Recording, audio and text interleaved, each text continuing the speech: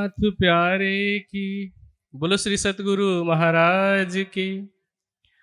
प्राणाधार आत्म संबंधी सुंदर साथ जी एवं धर्म प्रेमी सज्जन वृंद, हम सब यहाँ पर उपस्थित हुए हैं। आप सबको निमंत्रण दिया गया, निमंत्रण को देख करके आप यहाँ आए हैं। इसका सीधा मतलब यह है कि आपके मन में कहीं ना कहीं धर्म के लिए रुचि है, अध्यात्म के लिए, अध्यात्म के विषय में जानने की इच्छा है, जिज्ञासा है, तभी आप यहाँ पहुंचे हैं। वरना निमंत्रण तो शायद आप जितने लोग आए हैं इससे 3-4 गुना ज्यादा लोगों को दिया हो सकता है, लेकिन कौन आ पाया? जिसके मन में जिज्ञासा है, जानने की इच्छा है।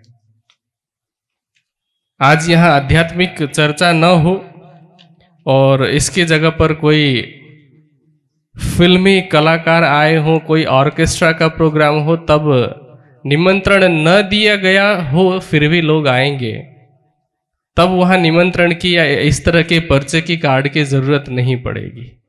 यहाँ आप सब आए हैं, इसका मतलब यह है कि आपके मन में जिज्ञासा है, जानने की इच्छा है। क्या जानने की इच्छा है? जो प्रश्न इस पर्ची में लिखा गया है या पीछे जो बैनर बना है उसमें प्रश्न लिखे गए हैं, ये कोई साधारण प्रश्न नहीं है। देखने में इनकी गिनती हो सकती है कि चलिए 10 प्रश्न है, 15 प्रश्न है, लेकिन ये धार्मिक और आध्यात्मिक जगत के मूल प्रश्न है। इनका उत्तर खोजने के लिए आज भी ऋषि मुनि ज्ञानी तपस्वी प्रयास कर रहे हैं। इस ब्रह्मवाणी के आने से पहले, श्री प्राणनाथ जी के इस संसार में आने से पहले भी कई ऋषि मुनि हुए, कई अवतार हुए, तीर्थंकर पैगंबर हुए, लेकिन उन्होंने भी इन प्रश्नों का उत्तर नहीं दिया। थोड़ा बहुत संकेत किया उन्होंने, लेकिन उसके विषय में पूरी तरह से वर्णन नहीं कर पाए। तो आज हम जो ब्रह्मवाणी हमारे सामने है और निजानंद दर्शन का जो सिद्धांत है उसके आधार पर हमारे मन में जो मूल प्रश्न होते हैं उन प्रश्नों का उत्तर जानते हैं। तो सबसे पहला प्रश्न कौन सा है कि मैं कौन हूं, कहां से आया हूं और शरीर छोड़ने के बाद हमें जाना कहां है। अब जैसे ही मैंने प्रश्न पूछा पहला कि मैं कौन हूं, आपको पूछा जाए कि आप कौन हो, आप क्या कहेंगे? अपना नाम बताएंगे। जैसे मेरा नाम अशोक है, हमारे मन संचालक महाराज जी का नाम राम सिंह भाई है, वाणी गायन कर रहे थे, इनका नाम अर्पण है। ऐसे ही आपके भी शरीर का कोई ना कोई नाम होगा। जब हमें कोई पूछता है कि आप कौन हो तो हम यही नाम बताते हैं। अमूमन सामान्य रूप से यही देखा जाता है। और ज्यादा परिचय देना हो तो हम क्या कहेंगे कि हमारे माता पिता का नाम ये है, फलाना है, हम इस शहर में या इस गांव में रहते हैं, इस प्रदेश में रहते हैं। इससे भी और ज्यादा देना हो तो हम अपना काम बताएंगे कि मैं, कोई कहेगा मैं डॉक्टर हूँ, कोई कहेगा मैं इंजीनियर हूँ, कोई कहेगा मैं किसान हूँ, कोई कहेगा बिजनेसमैन हूँ, कोई कहेगा मैं जो काम करता है, टीचर है या जो भी है। इस तरह से हम अपना परिचय देते हैं। लेकिन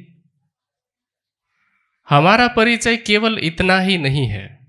ये तो शरीर का परिचय हो गया, ये शरीर की पहचान हो गई। लेकिन शरीर की पहचान यदि बदल भी दिया जाए तब भी आत्मा तो हमारे अंदर रहती है।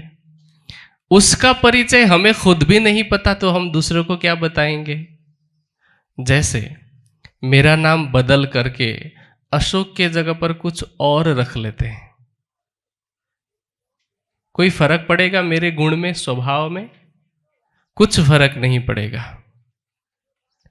यदि मैं अपने गांव को भी बदल दूं कि जैसे मान लो कि ये गांव का नाम क्या है, हाँ निर्माली गांव है, आप सब यहाँ इस गांव के हैं या थोड़े बहुत बाहर से भी आए हुए हैं। मान लो कि निर्माली के गांव का कोई व्यक्ति अपना गांव बदल दे और वो वडोदरा शहर में रहने लग जाए, सूरत में, अहमदाबाद में कहीं रहने लग जाए, तब भी उसके स्वभाव में कोई फर्क पड़ेगा? वो तो वही रहेगा। अपना नाम बदलने से फर्क नहीं पड़ता है, स्वभाव नहीं बदलता है। माता पिता के विषय में भी अगर देखें, मान लीजिए कि एक बच्चा है, बचपन में ही उसके माता पिता उसको किसी और के यहाँ छोड़ दें या कोई और व्यक्ति उसको एडॉप्ट कर ले, गोद ले ले, तब भी उसके अंदर की चेतना तो वही रहती है। इसका मतलब क्या है कि शरीर की जो पहचान है वो सही नहीं है या सत्य नहीं है। पहचान किसकी होनी चाहिए? जो शरीर के अंदर चेतना बैठी है, जिसको हम, कोई उसको आत्मा कहता है, कोई उसको रूह कहता है, कोई होली स्पिरिट कहता है, कोई चेतना कहता है, अलग अलग शब्दों से पुकारते हैं, लेकिन सबके अंदर प्राण है ऐसा तो हम मानते ही हैं, आत्मा है ऐसा तो मानते हैं ना। अब बहुत सारे लोग ऐसे भी हैं दुनिया में जो कहते हैं कि नहीं, आत्मा नाम का कोई तत्व नहीं है संसार में, जो कुछ है वो शरीर है और प्रकृति है।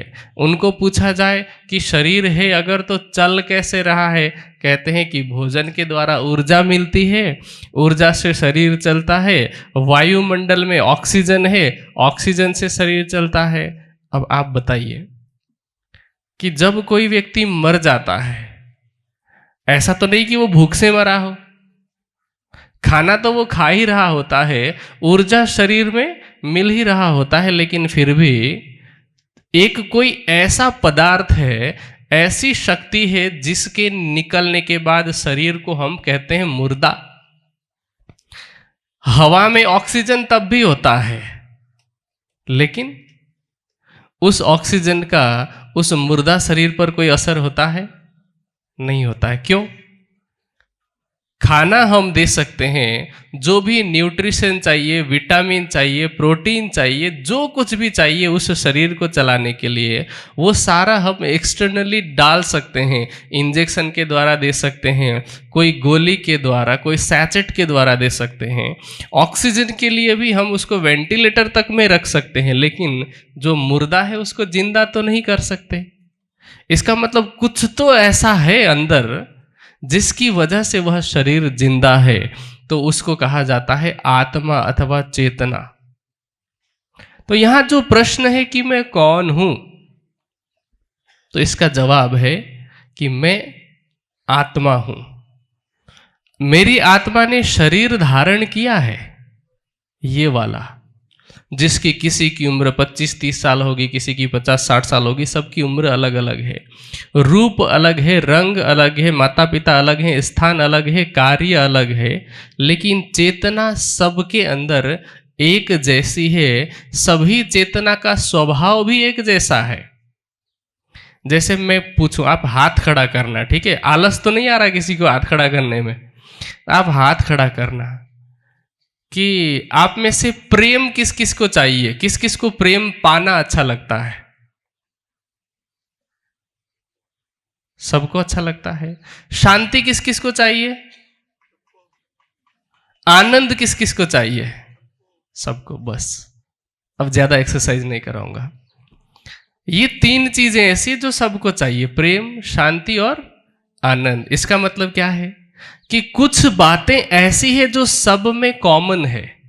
भाषाएं अलग अलग हो सकती है, संप्रदाय जिनको हमने अपनाया है वो अलग हो सकता है, लेकिन हमारी चेतना का स्वभाव कभी भी अलग नहीं होता है। हाँ, वातावरण के हिसाब से, परिस्थिति के हिसाब से कुछ समय के लिए उसका असर जरूर दिखता है, लेकिन वो भी हमेशा के लिए नहीं रह पाता है। जैसे हमारी जो चेतना है उसके लिए ऋषि मुनियों ने कहा, शुद्धो असि, बुद्धो असि, निरंजनो असि, कि वह शुद्ध है, बुद्ध है और निरंजन का मतलब ऐसे वाले हाथ पैर नहीं है, चेतन है, संसार की माया से अलग है। और जब वो शुद्ध अवस्था में होता है, हमारी चेतना का जो दिल है वो अपनी शुद्ध अवस्था में होता है, संसार के कोई विकार नहीं होते, तो वो होता है स्फटिक मणि के जैसा। स्फटिक मणि किसको कहते हैं? आप लोगों ने देखा भी होगा, हो सकता है भाषा अलग हो इस वजह से समझ न पाए हैं। उस मणि के पास में दिखता, बिल्कुल दूर से देखने पर बिल्कुल पारदर्शी दिखता है, हीरे जैसा समझ लीजिए, लेकिन उसके पास कोई लाल चीज रख लें तो वो मणि भी लाल दिखाई पड़ने लगता है। कोई काली चीज उसके पास रख लें तो वह काली दिखाई देने लगता है। हरा रख ले तो हरा दिखाई पड़ता है। इसी तरह से हमारा स्वभाव भी कुछ ऐसा ही है। भले ही अंदर का स्वभाव प्रेम, शांति और आनंद वाला हो, लेकिन बाहर से प्रभाव पड़ता है। यदि कोई व्यक्ति चोर के घर में पैदा होगा, कोई जीव बचपन से चोरी करना ही सीखता रहेगा तो वो चोर बन जाएगा। लेकिन वही व्यक्ति यदि संस्कार थोड़े से अलग मिले तो क्या होगा? जैसे प्रहलाद राक्षस के कुल में पैदा हुआ, लेकिन उसको थोड़े से अलग संस्कार मिले तो वो भक्त बन गया। विभीषण या रावण को देख लीजिए। अब रावण विभीषण के दोनों के पिता ऋषि हैं, विश्रवा ऋषि है, और माता राक्षसी है। एक के अंदर संस्कार गया माता का, एक के अंदर पिता का। दोनों के स्वभाव अलग अलग थे।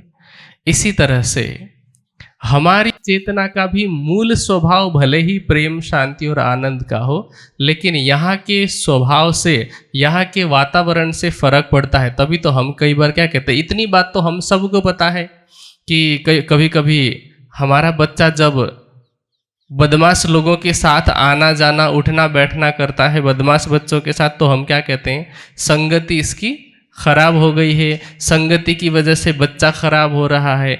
इसीलिए जब भी हम धार्मिक आध्यात्मिक चर्चा सुनने के लिए जाते हैं तो हम कहते हैं सत्संग के लिए जा रहे हैं, अच्छे संगत के लिए, क्योंकि बुरे संग में तो हम रह ही रहे होते हैं। तो इस संसार में रह करके धीरे धीरे माया के संस्कार हमारे अंदर घुसने लगते हैं, तो वही संस्कार धीरे धीरे स्वभाव बन जाता है। तो हम मूल रूप से हैं आत्मा। अब दूसरा सवाल है कि मैं कहाँ से आया हूं? आत्मा कहाँ से आई होगी? शरीर तो इस संसार से आया है। इस शरीर को हम क्या कहते हैं? पार्थिव शरीर बोलते हैं ना।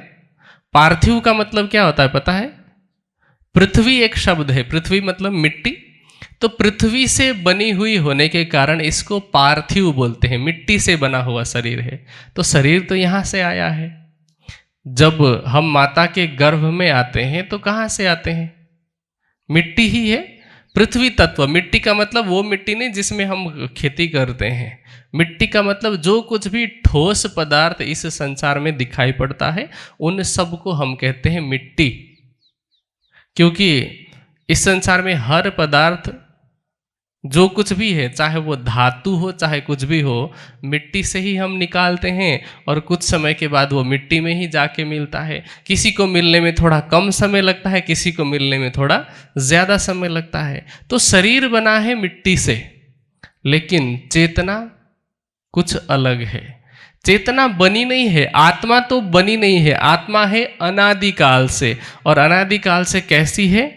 आत्मा को कहते हैं परमात्मा का, वैसे कहने को तो अंश कहते हैं, लेकिन अंश कहना भी थोड़ा गलत होगा, क्योंकि अंश मतलब तो टुकड़े होते हैं, और चेतना के टुकड़े नहीं हो सकते। सोचिए, गीता कहती है नैनम छिंदंती शस्त्राणी नैनम दहति पावक। तो जब टुकड़े ही नहीं हो सकते तो अंश कहना गलत होगा। इसको कहते हैं परमात्मा के आनंद अंग का स्वरूप, उसको कहते हैं आत्मा। तो हमें अपने आप को क्या मानना है? आत्मा। और जब हम परमात्मा के ही आनंद अंग का स्वरूप है तो हम आए कहाँ से हैं? जहाँ परमात्मा है हम भी वहीं से आए हैं। अभी जब आगे के और प्रश्नों की बात होगी तो वहाँ ये भी पता चलेगा कि परमात्मा कहाँ पर रहता है। हम भी वहां से आए होंगे, वो अगले प्रश्न के जवाब में स्पष्ट हो जाएगा। अब अगला सवाल है कि शरीर छोड़ने के बाद हमें जाना कहाँ है। ये तो निर्भर करता है, किस पर निर्भर करता है? हमारे कर्मों पर। मानव जन्म मिलना सौभाग्य की बात है, लेकिन इस शरीर को छोड़ने के बाद हम जाते कहां पर हैं? वो हमारे कर्मों की बात है। देखिए, कर्मफल का यदि सिद्धांत समझना है, मैं संक्षेप में समझाऊं तो, यदि हम इस संसार में कुछ अच्छा पाने की इच्छा से अच्छे काम करते हैं, कुछ अच्छा पाने की इच्छा से, तो हमें अच्छी योनि मिलती है, अच्छे कुल परिवार में जन्म मिलता है। और यदि हम संसार में जानबूझ करके पाप कर्म ही करते रहते हैं तो हमें भोग योनियां मिलती है। कभी मनुष्य तन में ही बहुत दुखदायी परिवार में, बहुत दुखी परिवार में जन्म मिलता है, बहुत दुख झेलना पड़ता है, या फिर कई बार अन्य पशुओं की योनि मिलती है। लेकिन यदि हम न कुछ अच्छा पाने की इच्छा से कर्म करें, न कुछ किसी का बुरा करें, अच्छाई और बुराई दोनों से ऊपर उठ गए यदि हम, लेकिन वो अवस्था ऐसे नहीं आती है। उसके लिए तो हमें ध्यान और समाधि के मार्ग पर आगे बढ़ना पड़ता है, वो बहुत ऊपर की बात है। तो जब हम इस अवस्था में पहुंचते हैं तो हमें मिलती है अखंड मुक्ति।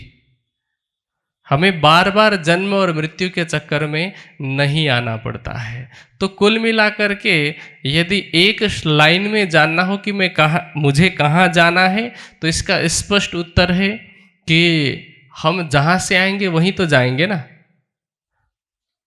हमारी आत्मा जहाँ से आई होगी जाएगी भी वहीं पर। लेकिन जब तक हमें ये पता नहीं चल जाता या इस चीज़ का आभास नहीं होता कि हम आत्मा स्वरूप हैं, जब तक हम अपने आप को शरीर मान करके कर्म करते रहेंगे, तब तक तो वापस वहाँ नहीं जा सकती है।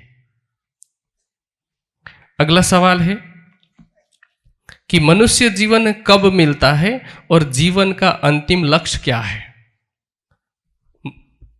जैसा कि मैंने पहले ही कहा कि कर्मों के आधार पर जन्म मिलते हैं।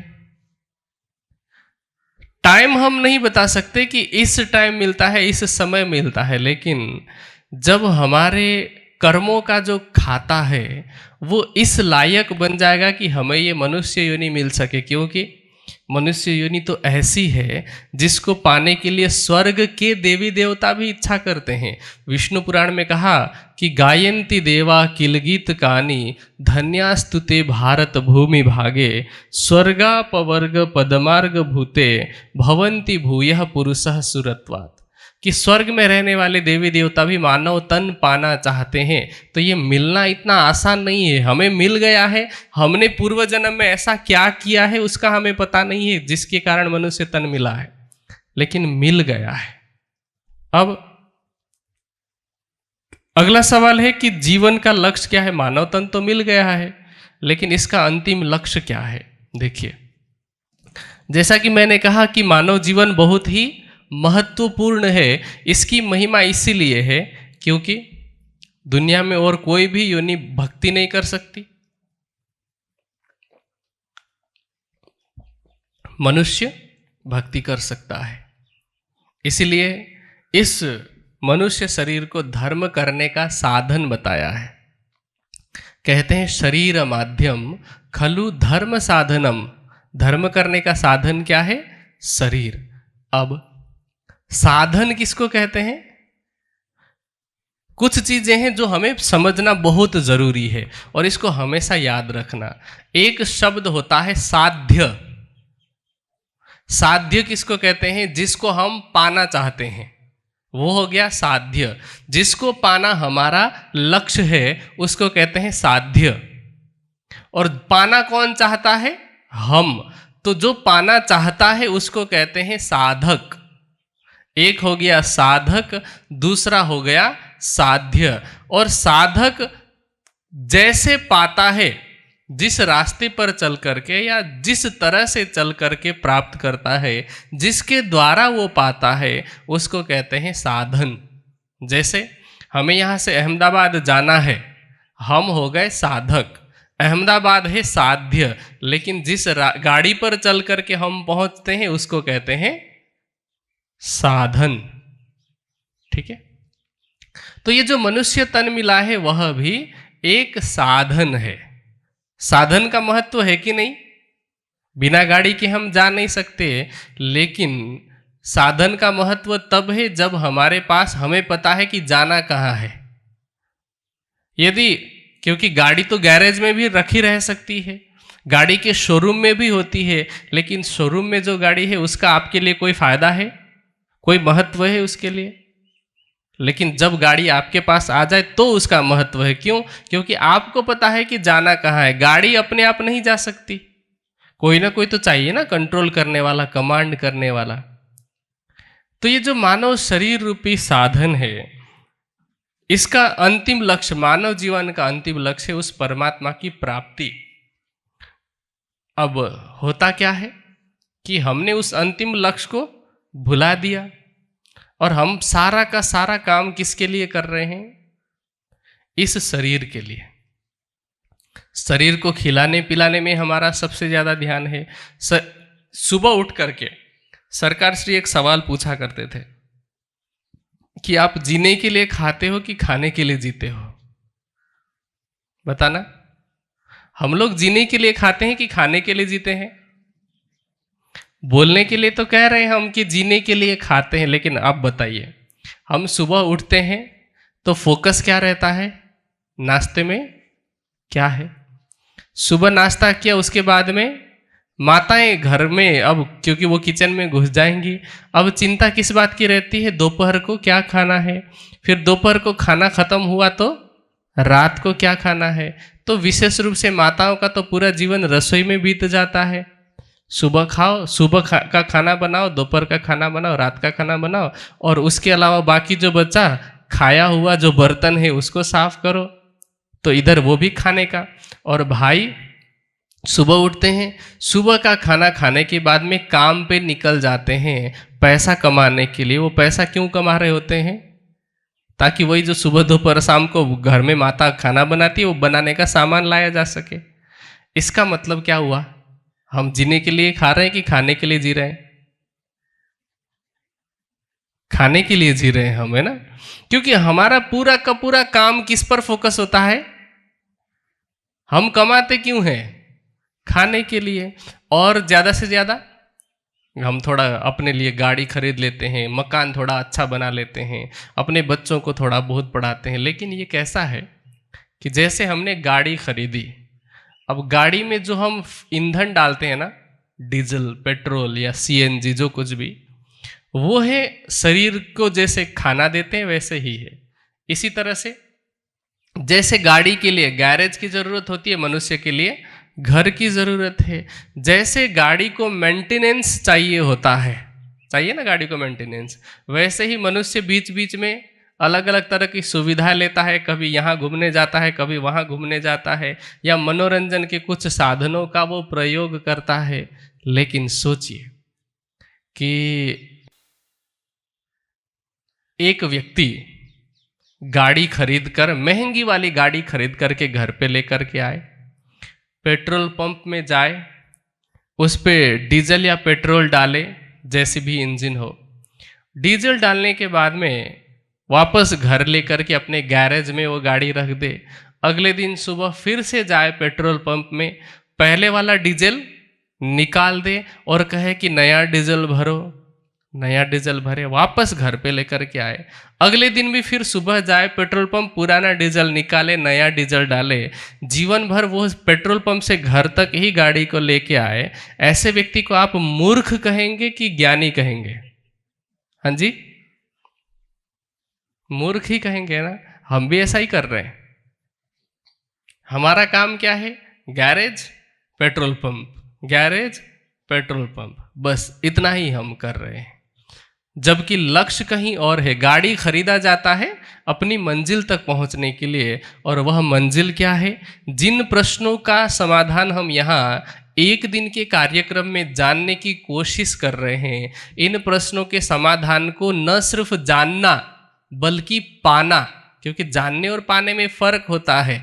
आपको मैं बता दूं, गुड़ मीठा होता है, आपने कभी खाया ही नहीं। जान तो रहे हैं, कोई पूछेगा गुड़ कैसा होता है तो बोल देंगे मीठा होता है, लेकिन स्वाद का तो पता न आपको होगा न सुनने वाले को होगा।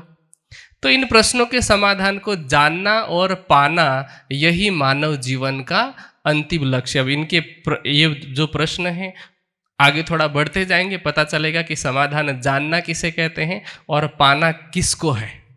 ठीक है। अगला प्रश्न है, जीवन मरण और सुख दुख के बंधन से छूटने के लिए क्या करना चाहिए? जीवन मरण और सुख दुख के बंधन से छूटने के लिए क्या करना चाहिए? देखिए, इसको बहुत ध्यान से समझने की जरूरत है। सवाल में तो आ गया कि सुख दुख से के बंधन से छूटना है। सुख के बंधन से कोई छूटना चाहता है? कोई भी एक व्यक्ति ऐसा हाथ खड़ा कर दे कि मैं सुख के बंधन से छूटना चाहता हूं। कोई नहीं चाहता। अब आपको मैं एक और सवाल पूछूं कि दुनिया में कहीं सिर्फ सुख ही सुख है? कहीं है?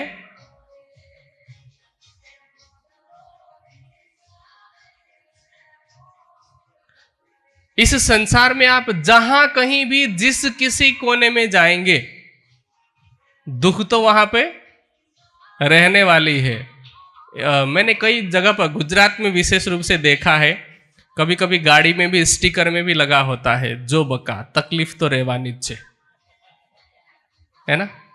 दुख परेशानी बाधाएं तो रहने वाली है। और इस बात को दर्शन के ऋषि ने कहा, कुत्र अपि को अपि न सुखी। कोई भी कहीं भी खुश नहीं है, सुखी नहीं है। आपको मैं बताऊं कि जैसे गुजरात के जो भी लोग हैं रहने वाले, सभी लगभग यहाँ गुजरात के ही हैं। आपको आपका पसंदीदा भोजन बताया जाए, कहा जाए, जो कुछ भी है, ठेपला फाफड़ा खाकरा जलेबी दाबेली जो कुछ भी है, अब आपको कहा जाए कि इसको खाने में दुख है कि सुख है, तो सब कहेंगे कि सुख है, अच्छा है, मजा आ जाता है। लेकिन वो मजा कब आता है? जब भूख लग रही हो तब। खाने पर नहीं, खाने पर तो आता ही है, लेकिन भूख लग रही हो तब खाने पे मजा आता है। अब आपको मैं सवाल पूछूं कि भूख जो है वो सुख है कि दुख है? हाँ जी, भूख क्या है? सुख है कि दुख? अब यहां भोजन का सुख लेना है तो पहले दुखी होना पड़ता है। यदि भूख रूपी दुख ना हो तो भोजन रूपी आनंद भी ना आए। और फिर भोजन को खा लिया, मान लो कि आपको जो भी भोजन पसंद है, मान लो समोसे पसंद है, भूख लग रही पहले, वो भी दुख। 4 समोसे के बाद पेट भर गया और कोई जबरदस्ती कहे कि हमारा भाव है, रख लीजिए, ये 2 समोसे और खा लीजिए। अब वो 2 समोसे सुख है कि दुख है? हाँ जी, दुख ही है। जो पहले जिसको हम सुख समझ रहे थे, भूख के दुख से दुखी होने पर वहीं पेट भरने के बाद वही दुख हो रहा है। तो इसका मतलब क्या है कि इस संसार में सुख तो है ही नहीं। सुख के नाम पर क्या है? मृग तृष्णा। मृग तृष्णा किसको कहते हैं? पता ही होगा वैसे तो, है ना। मृग तृष्णा का मतलब जैसे कोई रेत है, बहुत लंबा रेती का मैदान है, तो दूर से देखने पर हमें पानी जैसा दिखाई पड़ता है, पास में जाओ तो वहां पानी होता ही नहीं, उतनी ही दूरी पर और दूरी पर पानी दिखाई पड़ता है। यही हाल सड़कों पे, पिच रोड पे चलने पर भी होता है। इसको कहते हैं मृग जल। और मृग जल से प्यास मिटे, ये वैसा ही है जैसे बालू से तेल निकले, नहीं निकल सकता। तो संसार में सुख तो है ही नहीं। अब बचा क्या? दुख। अब मैं असली सवाल पे आता हूं कि जीवन मरण और दुख के बंधन से छूटने के लिए क्या करना चाहिए, ये बना सही सवाल, है ना। तो इसके बंधन से छूटने के लिए पहले तो, जैसे मान लीजिए कि आपने किसी बैंक से कर्जा लिया है, उस कर्ज से छूटने के लिए क्या करना चाहिए? हाँ जी, जितना कर्जा लिया है उतना वापस लौटेंगे। बैलेंस जब आपका 0 हो जाएगा तब आप कर्जे से छूट सकते हैं। तो ये जो जीवन मरण है ये भी कुछ ऐसा ही है। अब इसको छूटने के लिए क्या करना होगा? कर्मों का जो बैलेंस बनता है ना, वो बैलेंस हमें पहले 0 करना होगा। पहले तो बुरे कर्मों का बैलेंस 0 करना पड़ेगा और उसके बाद हमें उसको पाना होगा, क्योंकि बैंक का जो बैलेंस है उसमें सिर्फ मूलधन नहीं लौटाया जाता है ना, ब्याज भी तो लगता है। तो पहले मूलधन लौटाना मतलब बैलेंस 0 करना, और ब्याज लौटाने का मतलब है कि बैंक का जो मालिक है, यहाँ मैं इस संदर्भ में बता रहा हूँ, आप बैंक की कॉपी मत करने लग जाना। यहाँ बैंक का जो मालिक है वह परमात्मा है। उसको जब तक हम प्राप्त नहीं कर लेते, जब तक हम नहीं जान लेते, तब तक जन्म मरण के चक्कर से मुक्त नहीं हो सकते। इसलिए वेद कहते हैं तमेव विद्वान न विभाय मृत्योर आत्मानम धीरम अजरम युवानम। हम प्रार्थना तो करते हैं, इच्छा सबके मन में है। हम कहते हैं असतो माँ सतगमय, तमसो माँ ज्योतिर्गमय, मृत्योर माँ अमृतम गमय। कि हे परमात्मा, तू हमें असत्य से सत्य की तरफ लेके चल, अंधकार से प्रकाश की तरफ लेके चल, मृत्यु से अमरत्व की तरफ लेके चल। लेकिन ये तो सिर्फ शब्दों से प्रार्थना हुई ना, हमें वैसे कर्म करने पड़ेंगे। देखिए, कर्मों के फल से हमें परमात्मा भी मुक्त नहीं कर सकते, क्योंकि उसने जो व्यवस्था बनाई है उस व्यवस्था के हिसाब से सबको चलना होगा, नहीं तो पक्षपाती नहीं हो जाएगा। परमात्मा पक्षपात तो नहीं कर सकता। मान लीजिए एक गांव में एक कुम्हार है, कुम्हार मतलब पता है ना, जो मिट्टी के बर्तन बनाता है, और एक किसान है। कुम्हार बनाता है मिट्टी के बर्तन, किसान करता है खेती। खेती करने के लिए किसान को क्या चाहिए? वर्षा। और बर्तन सुखाने के लिए कुम्हार को चाहिए धूप। अब दोनों प्रार्थना करते हैं, एक करता है कि हे भगवान, हे परमात्मा बारिश करा दे, दूसरा कहता है कि परमात्मा धूप निकाल दे, धूप ला दे। अब मान लीजिए कि जनवरी फरवरी का महीना चल रहा हो या जुलाई अगस्त का महीना हो, जनवरी फरवरी में भी धूप इतनी नहीं निकलती कि बर्तन सूख सकें। उस समय में कोई कहे कि नहीं, मैं तो मिट्टी के बर्तन बनाऊंगा, सुखाऊंगा और परमात्मा से प्रार्थना करूंगा तो धूप ला देगा, ऐसा संभव नहीं है। और कोई मई जून में कहे कि मुझे धान की खेती करनी है, मुझे बारिश चाहिए, संभव नहीं है।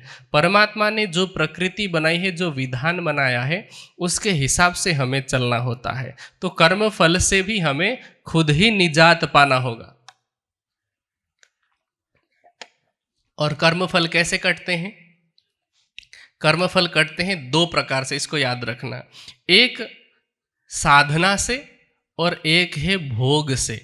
भोग का मतलब ऐसा नहीं कि सांसारिक सुखों का भोग करना है। भोग का मतलब जो कर्मों का फल है उसको भुगतना पड़ता है। या तो ऐसे करते हैं या फिर हम साधना कर लें, भक्ति कर लें, जिसके द्वारा कर्मफल कट जाएं, पुराने संस्कार खत्म हो जाएं और नए संस्कार ना बने, तब हम कर्म फल के बंधन से मुक्त हो सकते हैं। और जब हम इससे मुक्त हो गए तो हम जन्म मरण के बंधन से भी मुक्त हो सकते हैं। अगला सवाल है, भगवान और परमात्मा के बीच में क्या फर्क है? इस संसार में भगवान नाम से बहुत सारे लोग प्रसिद्ध हुए हैं ना। भगवान कहते ही आपको, आपके मन में किस किस का नाम आ सकता है? कोई एक नाम तो नहीं आएगा। कोई कहेगा भगवान राम, कोई कहेगा भगवान कृष्ण, कोई कहेगा भगवान बुद्ध, कोई कहेगा भगवान स्वामी नारायण, कोई गणेश जी को कहेगा, कोई शिव जी को कहेगा, कोई विष्णु भगवान कहेगा। अलग अलग देवी देवताओं महापुरुषों के नाम लिए जाएंगे। लेकिन आप कहेंगे, आपको पूछा जाए कि परमात्मा कितने हैं, तब क्या कहेंगे? परमात्मा तो एक है। तो ये जो एक और अनेक के बीच का फर्क है, बस यही फर्क है। उसको थोड़ा मैं विस्तृत रूप से बताता हूं कि भगवान जो है, जिसके अंदर कुछ विशेष गुण होते हैं, उसको कहते हैं भगवान। जैसे किसी के अंदर ऐश्वर्य है, किसी के अंदर ज्ञान है, ये जो कुछ लक्षण है, ज्ञान का ऐश्वर्य है, प्रेम का ऐश्वर्य है, शक्ति है, कुछ कलाएं हैं, तो उनको भगवान कहा जा सकता है। और ये यदि कोई मनुष्य चाहे तो प्रत्येक मनुष्य किसी एक अवस्था में पहुंचने के बाद भगवान कहला सकता है, परमात्मा नहीं कहला सकता। परमात्मा जैसे स्वरूप में कोई बन सकता है जब अपनी शुद्ध अवस्था में हो, जब स्वयं को आत्म भाव ले, तो आत्मा और परमात्मा में कोई फर्क नहीं रह जाता। लेकिन इस संसार में सत्ता के रूप में कोई ये नहीं कह सकता कि नहीं मैं भी परमात्मा हूं, मेरी भी पूजा होनी चाहिए। परमात्मा के जैसी अलग सत्ता कोई स्थापित नहीं कर सकता है। मर्यादा पुरुषोत्तम राम को देखें, वैसे तो मनुष्य तन में ही पैदा हुए हैं ना, कहने को विष्णु जी का अवतार कहा जाता है। पैदा हुए दशरथ के वहां, जैसे और बच्चे वैसे ही ये भी बच्चे, पालन पोषण सब उसी तरीके से हुआ। परमात्मा वाले लक्षण नहीं है, एक महापुरुष वाले लक्षण है। क्योंकि परमात्मा को तो न इस संसार का दुख दुखी कर सकता है, न सुखी कर सकता है। वह न जन्म लेता है, न उसकी मृत्यु होती है। कबीर जी ने बहुत सुंदर बात कही कि जो पूत किसी का होता है वह साहेब सबका ना है, और जो सबका साहेब है वह पूत किसी का ना है। परमात्मा अवतार भी ग्रहण नहीं करता है। महापुरुष अवतार ले सकते हैं, जो महान जीव या महान योगी होंगे वो अवतार ग्रहण कर सकते हैं, क्योंकि वो प्रकृति के मर्यादा से ऊपर उठ चुके होते हैं। जैसे विष्णु हैं, योगी हैं, शिव जी हैं, योगी हैं। शिव जी को तो योगी राज कहा जाता है। इस संसार में योगेश्वर के नाम से सिर्फ दो ही लोग प्रसिद्ध हैं। एक है योगेश्वर कृष्ण, गीता के अंतिम अध्याय 18वें अध्याय के अंतिम श्लोक में कहा, यत्र योगेश्वरः कृष्णो यत्र पार्थो धनुर्धरः। तो वहां कृष्ण जी को योगेश्वर कहा गया और एक शिव जी को योगेश्वर कहा गया। ये सब भगवान हैं, महापुरुष हैं। और परमात्मा कौन है? जिसकी सत्ता के स्वरूप ने इस संपूर्ण ब्रह्मांड को बनाया है। जिस परमात्मा को इस संसार के देवी देवता या भगवान भी जिनकी भक्ति करते हैं। आपने देखा होगा शिव जी की फोटो या मूर्ति आपने कहीं भी देखी होगी, तो आप उनको कैसे देखते हैं? ध्यान अवस्था में। किसका ध्यान कर रहे हैं? वो किसी का तो कर रहे हैं ना। आप जब पुराण संहिता को पढ़ेंगे, माहेश्वर तंत्र को पढ़ेंगे, तो इन ग्रंथों में बताया गया है कि किस तरह से शिवजी ध्यान करते हैं। 5-5 हजार वर्षों की समाधि लगाते हैं। हमें तो कोई कह दे कि 50 मिनट के लिए पद्मासन लगा करके सीधे बिना हिले डुले बैठना है, नहीं बैठा जाता। वो 5000 वर्षों की समाधि उन्होंने लगाई, और तब जाकर के उनको सिर्फ इतना पता चला कि मेरे से ऊपर जो शक्ति है वह कौन है। बस इतना पता चला कि कोई ऐसी शक्ति है जो मुझसे ऊपर है, लेकिन उसके धाम, स्वरूप, लीला का तो पता ही नहीं चला। हाँ, कलियुग में वह परमात्मा आने वाले हैं ऐसा उनको पता था, इसीलिए कहा कलीर धन्य कलीर धन्य कलीर धन्यो महेश्वर यत्र ब्रह्म प्रियाणाम च वासनाम समुपाविशन, कि कलियुग धन्य है जहाँ वह परमात्मा और उसकी ब्रह्म रूपा ब्रह्म प्रियाएं, जिनको ब्रह्म सृष्टि कहते हैं, वो आने वाली है। अभी थोड़ी देर पहले चर्चा शुरू होने से पहले हम भजन सुन रहे थे, शिव शंकर कह गए उमा से, ऐसा कलियुग आएगा विंध्याचल पर्वत के ऊपर सुंदर धाम सुहाएगा। तो विंध्याचल पर्वत के ऊपर धाम कैसा होने वाला है? तो पुराण संहिता, माहेश्वर तंत्र आदि ग्रंथों में शिवजी ने पहले ही कह दिया कि पद्मावती केन शरदे विंध्य पृष्ठे विराजिता इंद्रावती नाम सा देवी भविष्यति कलयुगे। 2 नदियां होंगी, एक केन नदी और दूसरी होगी पद्मावती, जिसको हम किलकिला के नाम से जानते हैं।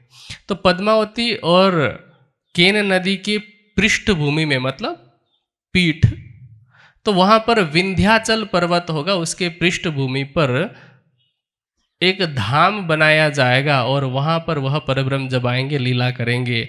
हम आज भी इसलिए श्रद्धावश उस स्थान में जाते हैं, विशेष रूप से शरद पूर्णिमा के उत्सव में जाते हैं और कहते हम सब ये मानते हैं और ये सत्य है कि वह परमात्मा श्री प्राणनाथ जी के रूप में वहां पर विराजमान है।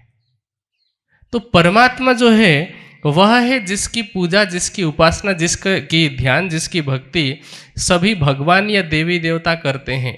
और जितने भी महापुरुष हुए हैं समय समय पर आकर के दुनिया को सिर्फ यह बताया है उन्होंने कि उस एक परमात्मा की भक्ति करनी चाहिए। और ऐसे महापुरुष सिर्फ एक जगह पे पैदा नहीं हुए। देखिए शिव जी ने क्या बताया कि हे उमा, संख्या चेत रजसामस्ति न विश्वानाम कदाचन ब्रह्मा विष्णु शिवादीनाम तथा संख्या न विद्यते अस्मिन् अज्ञान पाथोधो वयम ब्रह्मादयोपि च बुद्बुदाकारताम प्राप्ता तदिच्छा वायुजृंबिता। कि हे उमा, इस भवसागर रूपी समुद्र में जैसे पानी के बुलबुले बनते हैं और फूट जाते हैं, उसी तरह से उस परमात्मा की इच्छा रूपी हवा से मैं, तुम, ब्रह्मा आदि जैसे देवी देवता बनते हैं और मिट जाते हैं। तो शिव जी ने ऐसे संकेत किया, क्योंकि पूरा तो पता था ही नहीं, इसलिए सिर्फ संकेत किया। ब्रह्मा जी के प्रसंग में देखें तो भागवत में एक प्रसंग आता है कि ब्रह्मा जी कृष्ण जी की परीक्षा लेने जा रहे थे। उस प्रसंग से बताया गया कि ब्रह्मा जी अकेले नहीं हैं, अनेकों ब्रह्मा हैं, और जो अपने मुख से चारों वेदों के मंत्रों के द्वारा उस परमात्मा की स्तुति करते हैं, इसलिए ब्रह्मा को कहा जाता है चतुर्मुखी। चार मुख नहीं है, मुख तो एक ही है उनका, लेकिन चारों वेदों को वो अपने मुख से उच्चारित करते हैं। जैसे कोई व्यक्ति दो तरह की बात करे इस संसार में तो हम क्या कहते हैं, दो जुबान वाला है, इसकी तो दो जीभ है बोलते हैं ना, या कहते हैं ये तो सांप है क्योंकि सांप की दो जीभ होती है। तो इंसान की तो दो जीभ नहीं होती, लेकिन लक्षण के कारण कहते हैं ना। इसी तरह से ब्रह्मा जी अपने मुख से चारों वेदों के द्वारा उस परमात्मा की स्तुति करते हैं। तो ब्रह्मा जी भी परमात्मा की तरफ संकेत कर रहे हैं, शिव जी भी परमात्मा की तरफ संकेत कर रहे हैं। विष्णु भगवान के विषय में भी भागवत में प्रसंग आता है, हमारी वाणी में एक दृष्टांत आया है लक्ष्मी जी का दृष्टांत करके। तो भागवत में ये प्रसंग आता है कि विष्णु जी प्रत्येक दिन ध्यान किया करते हैं, उनको सिर्फ इतना पता है कि परब्रह्म कोई और है। द्वापर युग में आकर के कृष्ण जी के तन में बैठ करके उसने लीला की, ये भी उनको पता चल गया था। और उस समय जब कृष्ण जी का विवाह हो रहा था माधोपुर में रुक्मिणी जी के साथ, तो उन्होंने एक नाटक करके बताया था कि मेरे से ऊपर की कोई शक्ति है जिसका मैं ध्यान करता था। तो विष्णु जी भी ध्यान करते हैं। कृष्ण जी को देख लें, योगेश्वर श्री कृष्ण को। आज दुनिया में बहुत सारे ऐसे मत हैं जो श्री कृष्ण जी को परमात्मा मान करके पूजते हैं, गीता का प्रचार प्रसार भी करते हैं। गीता क्या है? गीता धर्म ग्रंथ है, मानते हैं। महाभारत क्या है? धर्म ग्रंथ है, मानते हैं। लेकिन गीता, महाभारत, रामायण ये धर्म ग्रंथ नहीं है। हो सकता है आप मेरे विचार से सहमत ना हो, लेकिन मैं आपको प्रामाणिक रूप से बताता हूं। महाभारत और रामायण हमारा इतिहास है, ऐतिहासिक ग्रंथ है, हिस्ट्री है हमारी। और गीता क्या है? उस महाभारत का एक अंग है। यदि हमें गीता को समझना है तो महाभारत को भी समझना होगा, है ना? क्योंकि सिर्फ गीता के श्लोक को पढ़ेंगे तो हमें पता ही नहीं चलेगा। जैसे एक प्रसंग, गीता का सबसे पहला श्लोक है, धर्म क्षेत्रे कुरुक्षेत्रे समवेत्ता युयुत्सव मामका पांडवाश्चैव किम कुर्वत संजय। किसने कहा ये? अब आप, क्योंकि दुनिया में सबको पता है गीता तो श्री कृष्ण जी ने कही है, जबकि गीता का पहला श्लोक तो धृतराष्ट्र के द्वारा कहा गया है। संजय को धृतराष्ट्र कह रहे हैं कि धर्म क्षेत्र कुरुक्षेत्र में मेरे और पांडव, मेरे बच्चे मतलब कौरव और पांडव क्या कर रहे हैं। तो ये धृतराष्ट्र के द्वारा सवाल है। इस तरह से बातचीत आगे चल रही है। तो बिना महाभारत को जाने गीता नहीं समझ सकते। तो अब मैं दोनों को मिला करके एक बात कहता हूं। यदि कोई व्यक्ति गीता के आधार पर यह कहे कि कृष्ण जी ही परमात्मा है, तो गीता में एक श्लोक जिसमें कृष्ण जी कहते हैं कि हे अर्जुन, तेरे और मेरे बहुत से जन्म हो चुके हैं। परमात्मा का जन्म होता है, कहते हैं कि बहुनी में जन्मानी व्यतीतानी तव च अर्जुन तान्यहम वेत्थ सर्वाणि न त्वम वेत्थ परम तप। कि हे अर्जुन, तेरे और मेरे बहुत से जन्म हो चुके हैं जिनको मैं जानता हूं लेकिन तू नहीं जानता। कृष्ण जी इसलिए जानते हैं क्योंकि वो योगी हैं। योग बल से पूर्व जन्म की बातों को जाना जा सकता है, अपनी ही नहीं सामने वाले की भी जन्म की बात को जाना जा सकता है, लेकिन इससे ये तो साबित नहीं हो जाता कि वो परमात्मा है। अच्छा, अब जैसे ही मैं ऐसा कहूँगा तो जो भी लोग कृष्ण जी को परमात्मा मानने वाले हैं गीता के आधार पर, वो गीता के 18वें अध्याय का एक श्लोक बोलेंगे। कौन सा? सर्वधर्मान परित्यज्य मामेकम शरणम व्रज अहम त्वाम सर्व पापेभ्यो मोक्षयिष्यामि मा शुचः। कि कृष्ण जी कह रहे हैं, अब इसको बहुत ध्यान से सुनना, इसका भाव क्या है, नहीं तो पूरी दुनिया कंफ्यूजन में है। इसका अर्थ ऐसे लगाया जाता है कि हे अर्जुन, तू सभी धर्मों को छोड़कर मेरी शरण में आ, मैं तुझे सभी पापों से मुक्ति दिला दूंगा। अब बताइए, गीता किस समय की है? महाभारत को समझना होगा, ये तो मैंने पहले ही बोला। महाभारत हुआ आज से 5000 वर्ष पहले। यदि श्री कृष्ण जी का ये भाव होता कि तू सभी धर्मों को छोड़कर मेरी शरण में आ, आज से 5000 वर्ष पहले कितने धर्म थे? कितने धर्म थे? कोई अलग से धर्म तो था ही नहीं कि ये कहा गया हो कि सब धर्मों को छोड़कर, सभी संप्रदायों को छोड़कर के तू कृष्ण भक्त बन जा, ऐसा उसका भाव नहीं है। उसका भाव क्या है कि अर्जुन जो है वो कंफ्यूजन में है कि क्या करूं, इसलिए तो उसको समझाया जा रहा था कृष्ण जी के द्वारा कि तुझे युद्ध करना है।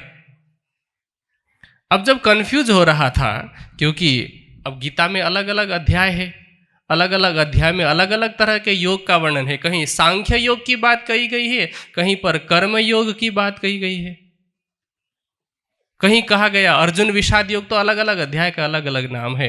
अब अर्जुन समझ नहीं पाया कि कहता है कि कभी आप कर्म की बात करते हैं, कभी आप ध्यान की बात करते हैं, कभी आप कोई और बात करते हैं, अब आपको करना, अब मुझे करना क्या ये तो बताइए। तो कृष्ण जी कहते हैं कि अच्छा तू छोड़, तू सब कुछ छोड़, जो सर्वधर्मान परित्यज्य कहा है ना, यहाँ सभी धर्म का मतलब गीता में अब तक जो मैं अलग अलग तुझे बातें बताता आया हूं उन सब को तू छोड़, और जितना मैं कहूं बस तू उतना ही कर। जैसे कोई व्यक्ति जिसकी बुद्धि इशारों को समझने में कम हो, तो ऐसे व्यक्ति को क्या कहा जाएगा कि चल बाकी सब तू छोड़, जितना मैं करता हूं उतना ही कर। फिर उसको एक एक स्टेप करके बताया जाएगा। इसको हम वाणी की भाषा में कहें तो इसको समझा जा सकता है सद्गुरु के प्रति समर्पण से।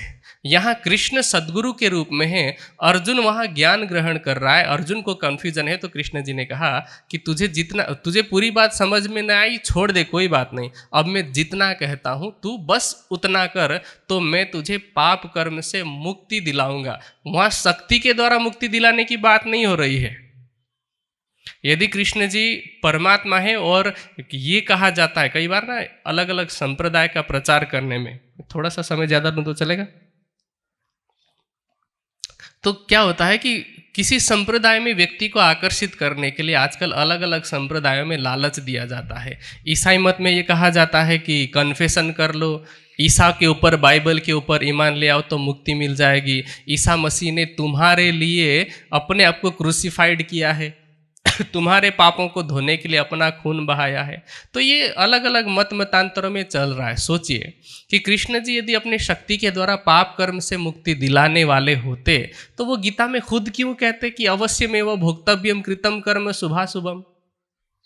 उन्होंने तो कहा कि तुम जैसा कर्म करोगे उनका फल अवश्य भोगना ही पड़ेगा, मैं मुक्ति दिलाऊंगा कहीं नहीं कहा है। हाँ, यदि कृष्ण जी की बात को मान ले कोई व्यक्ति, गीता में जो कहा वैसा आचरण कर ले, क्योंकि गीता एक तरह से जीवन जीने की कला है। मैं गीता का विरोध नहीं कर रहा हूं, और दुनिया में किसी भी संप्रदाय का व्यक्ति गीता का विरोध नहीं कर सकता, क्योंकि चाहे वो हिंदू हो, मुस्लिम हो, सिख हो, ईसाई हो, सबके लिए एक जीवन जीने की कला है। व्यक्ति को खाना कैसा चाहिए, पीना कैसे चाहिए, बात कैसे करनी चाहिए, वो सारी बातें उसमें है। गीता पढ़ें, उसको आचरण में लाएं, उसमें कोई दोष नहीं है। गीता कोई सांप्रदायिक ग्रंथ नहीं है, लेकिन कई बार लोग उसको सांप्रदायिक बना देते हैं कि ये हमारा ग्रंथ है, ये कृष्ण जी की भक्ति कराने वाला ग्रंथ है, ये गलत है। अब आपको मैं गीता का ही एक और प्रमाण देता हूं। 18वें अध्याय का जो श्लोक मैंने कहा कि तू सभी धर्मों को छोड़कर मेरी शरण में आ, उसी 18वें अध्याय में एक और श्लोक में कृष्ण जी कहते हैं कि हे अर्जुन, तमेव शरणम गच्छ सर्वभावेन भारत। तम मतलब उसके, संस्कृत भाषा में तत् शब्द है, उसके द्वितीय विभक्ति का शब्द है ये, मतलब तम का अर्थ होता है उसके, कि हे अर्जुन तू उसके शरण में चला जा जिसकी कृपा से तुझे शाश्वत शांति की प्राप्ति होगी। अब आप बताइए कि कृष्ण जी यदि स्वयं परमात्मा है तो वो किसी और की शरण में क्यों भेज रहे हैं और किसकी शरण में भेज रहे हैं? कोई ना कोई तो है कृष्ण जी से अलग। इसीलिए गीता में कृष्ण जी ने खुद को परमात्मा नहीं कहा, खुद को कहा योगी। अब एक बार क्या हुआ कि आज से लगभग 6 साल पहले की, लगभग नहीं एग्जैक्ट 6 साल पहले की बात है, मैं नाम नहीं लूंगा किस संप्रदाय का है, समझने वाले समझ जाएंगे।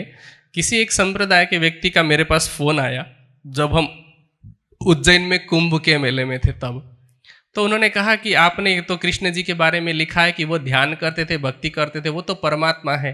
तो मैंने यही सब प्रमाण दिए। तो उन्होंने कहा नहीं, वो तो कृष्ण जी ने विनम्रता के भाव से कहा है, अहंकार नहीं करना चाहिए इस वजह से। मैंने बोला कि परमात्मा को अहंकार तो हो ही नहीं सकता, पहली बात कि उसको विनम्रता की आवश्यकता पड़ जाए। जो परमात्मा है तो वो सत्य ही बोलेगा, वो विनम्रता दिखाने के लिए किसी और की शरण में क्यों भेजेंगे? ये तो हो गया लॉजिक और आर्ग्यूमेंट। और अगर चाहिए प्रूफ, तो जैसा कि मैंने पहले ही कहा, गीता तो महाभारत का अंग है। महाभारत का युद्ध जब खत्म हो गया उसके बाद कृष्ण जी सबको पूछ रहे हैं कि क्या चाहिए, क्या चाहिए, तुम्हें क्या चाहिए, बस मैं तो जा रहा हूं, तुम्हें कुछ चाहिए तो बताओ। अर्जुन ने कहा कि भगवान, महाभारत के युद्ध से पहले आपने जो मुझे उपदेश दिया था, कौन सा उपदेश? यही गीता का। तो अर्जुन ने कहा कि वो मुझे एक बार दोबारा सुना दीजिए, क्योंकि लड़ाई में जो मैं व्यस्त हो गया तो मैं सारी बातें भूल गया। तब अर्जुन को बड़ी डांट लगाई कृष्ण जी ने और कहते हैं कि हे अर्जुन, तू बहुत दुर्बुद्धि है। नूनम ही अश्रद्धानो असि दुर्मेधा असि धनंजय। कहते हैं हे अर्जुन, तुझ में श्रद्धा नहीं है, तू तो दुर्बुद्धि है, क्योंकि वह जो बात मैंने कही थी वह मैं दोबारा नहीं कह सकता। कहते न च शक्यम पुनर्वक्तुम अशेषेण धनंजय, कि उसको मैं दोबारा रिपीट, पुनर्वक्तुम मतलब पुनः मैं बोल नहीं सकता, कह नहीं सकता। अब सवाल कि क्यों नहीं कह सकते, तो अगले ही श्लोक में जवाब दिया कि परम ही ब्रह्म कथितम योग युक्तेन तन्मया। किसने कहलवाया था? गीता का जो ज्ञान मैंने तुम्हें दिया वो मैंने नहीं कहा था, वह तो जब मैं योग युक्त अवस्था में था तो परम ब्रह्म ने कहलवाया था। तो क्या पता चला कि गीता में तो गीता और महाभारत में तो कृष्ण जी ने स्पष्ट रूप से अलग किसी परमात्मा के लिए कहा। तो आप देखिए, दुनिया में जो सबसे बड़े माने जाते हैं ब्रह्मा विष्णु महेश, और कृष्ण जी को तो विष्णु जी के सभी अवतारों में सबसे श्रेष्ठ माना जाता है। धर्म ग्रंथों का कथन है, विष्णुर नामनाम च सर्वेशाम सारद सारम परात्परः कृष्णेति सुंदर नाम मंगल मुक्तिदायक। कृष्ण को तो मुक्ति देने वाला बताते हैं, जबकि गीता में कृष्ण जी खुद कहते हैं कि मुक्ति तो वो नहीं दे सकते, जैसा कर्म है उस कर्म का फल भोगना पड़ता है। मुक्ति की उन्होंने बात ही नहीं की। मुक्ति की बात की होती तो कृष्ण जी स्पष्ट रूप से कहीं ना कहीं तो कहते। उन्होंने तो क्या कहा? जातस्य ही ध्रुवो मृत्यु ध्रुवम जन्म मृतस्य च, कि जो जन्म लिया है उसका मरना निश्चित है, जो मरता है उसका दोबारा जन्म लेना निश्चित है। मुक्ति की बात कहां से आई? मुक्ति के लिए कुछ और प्रोसेस से कुछ और करना पड़ेगा। तो जो प्रश्न था कि भगवान और परमात्मा के बीच में फर्क क्या है, तो भगवान इस तरह से कोई हो सकता है, अनेक भगवान हो सकते हैं, लेकिन परमात्मा एक है जो सच्चिदानंद है। अभी जैसे जिसका हमने जयकारा लगाया सबसे पहले, प्राणनाथ प्यारे की जय बोला। प्राण मतलब हम सबके अंदर चेतना है, प्राण है, रूह, आत्मा, सोल, होली स्पिरिट, कुछ भी कहें। उसका जो नाथ है, उसका जो मालिक है, स्वामी है, खाविंद है, प्रियतम है, उसको कहते हैं प्राणनाथ। और उसको पाने का एकमात्र रास्ता तो प्यार का है, प्रेम का है।